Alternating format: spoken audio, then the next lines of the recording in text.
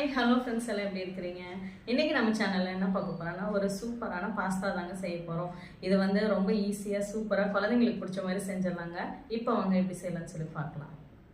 இப்போ பாஸ்தா வந்து நம்ம இதை தண்ணியில் போட்டுடலாம். தண்ணி வந்து நல்லா கொதிச்சு இருக்கணும்.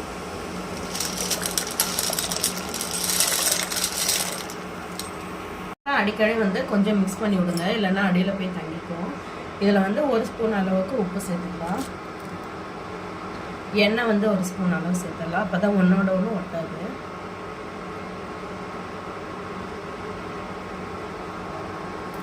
இப்போ இது நல்லா வேகட்டும். பாருங்க, பாஸ்தா இந்த அளவுக்கு வந்துருச்சு. ஒரு பாதி பதமாக வேக வச்சோம்னா போதுமாக தான் இருக்கும். இப்போ இதையை வந்து நல்லா வடிகட்டிட்டு நல்லா சில் தண்ணியில் போட்டு ஒரு வாட்டி வடிகட்டி எடுத்துக்கலாம். இப்போ பாஸ்தா செய்யறதுக்கு 3 தக்காளி வந்து நல்லா பெரிய பெரிய தக்காளி வந்து நம்ம அரைச்சி வச்சுக்கலாம். இப்போ பாஸ்தா செய்யறதுக்கு 1 ஸ்பூன் அளவுக்கு எண்ணெய் ஊற்றிக்கலாம்.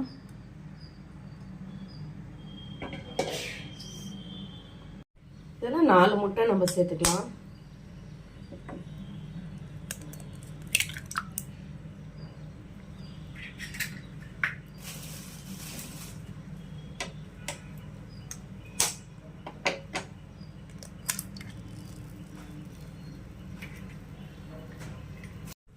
இப்போ முட்டையை நல்லா வந்து இந்த மாதிரி ஸ்க்ராம்பிள் பண்ணி விட்டுறலாம்.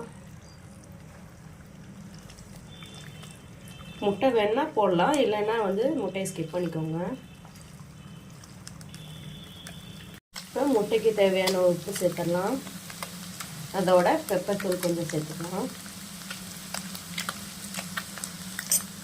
இப்போ இதை வந்து இன்னொரு பாத்திரத்தில் நம்ம எடுத்து வச்சுக்கலாம்.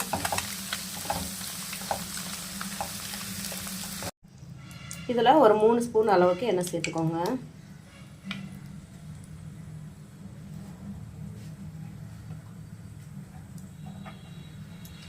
பொடி பொடியாக கட் பண்ணி வச்ச பெரிய வெங்காயம் சேர்த்துக்கலாம்.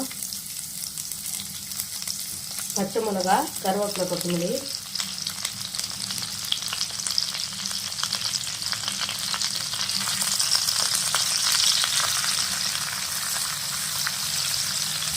இதுக்கு தேவையான உப்பு சேர்த்துடலாம்.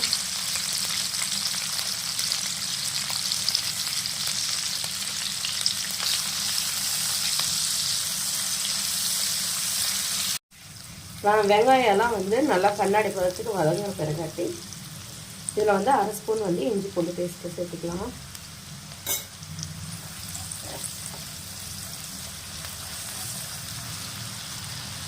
அதோட புதினா வந்து ஒரு கைப்பிடி.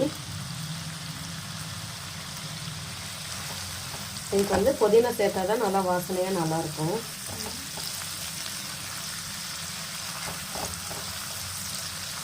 இப்போ மசாலா தூளெல்லாம் நம்ம சேர்த்துக்கலாம். இப்போ மஞ்சத்தூள், மிளகாத்தூள், மல்லித்தூள், கரம் மசாலா, ஜீரகத்தூள் இதெல்லாம் வந்து 1/4 ஸ்பூன் 1/2 ஸ்பூன் சேர்த்துக்கோங்க.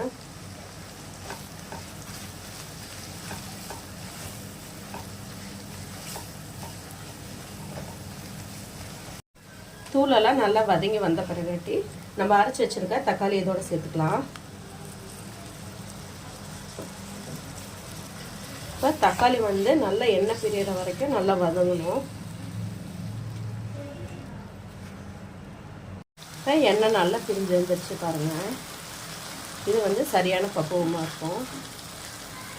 இப்போ இதில் வந்து நம்ம பாஸ்தாவை இதில் சேர்த்துக்கலாம்.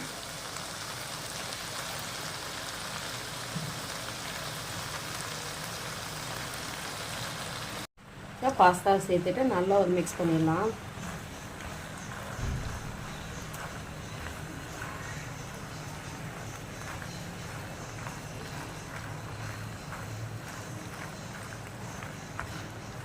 பாஸ்தாவில் வந்து அவ்வளோக்கும் டேஸ்ட்டே இருக்காது. அதனால் தக்காளி 2 பழம் சேர்த்து போட்டோம்னா கொஞ்சம் நல்லாயிருக்கும். பாஸ்தாவை நல்லா மிக்ஸ் பண்ணிவிட்டு முட்டையை நம்ம இதோட சேர்த்து ஒரு மிக்ஸ் பண்ணி ஒரு 5 நிமிஷம் போல் மூடி வச்சுக்கலாம். நம்ம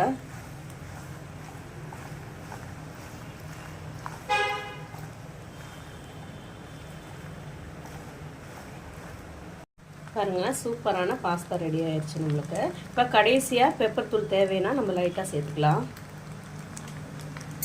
அவ்வளோதான், சூப்பராக ரெடி ஆச்சு பாருங்கள்.